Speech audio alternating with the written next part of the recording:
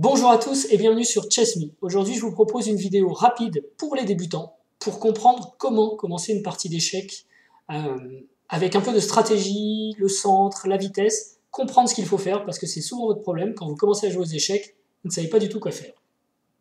Alors, on y va tout de suite. Déjà, comment gagner aux échecs? Ça, vous le savez. Pour gagner aux échecs, il faut prendre le roi de l'adversaire. Petit problème, au début de la partie, le roi, si on veut aller le chercher, c'est difficile, parce qu'il est bien protégé, il est caché, comme on le voit, derrière les autres pièces ennemies.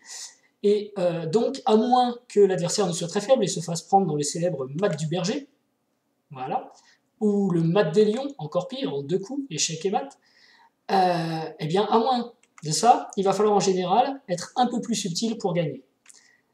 Alors, que faut-il faire pour bien débuter aux échecs et bien débuter une partie d'échecs?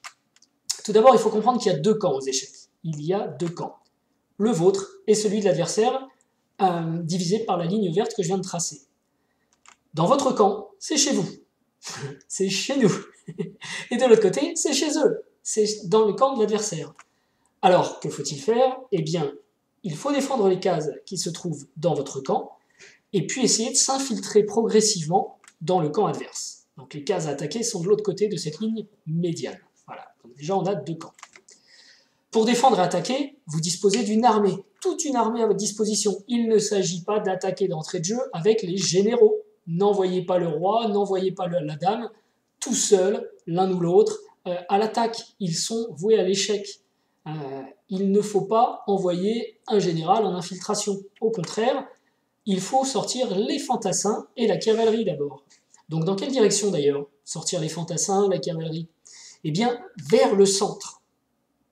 Vers le centre. Le centre, ce sont ces 4 cases qu'on vient d'entourer ici. C'est le centre de l'échiquier.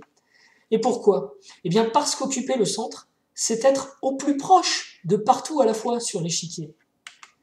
Et oui, quand on occupe le centre, excusez-moi, on peut rapidement se déplacer dans n'importe quel coin de l'échiquier. C'est-à-dire que celui qui occupe le centre devient plus rapide que son adversaire. Et le jeu d'échecs, je le redirai d'ici à la fin de cette vidéo, malgré les apparences, c'est un jeu de vitesse extrême, où le moindre temps est crucial. Donc occuper le centre, c'est gagner de la vitesse sur l'adversaire.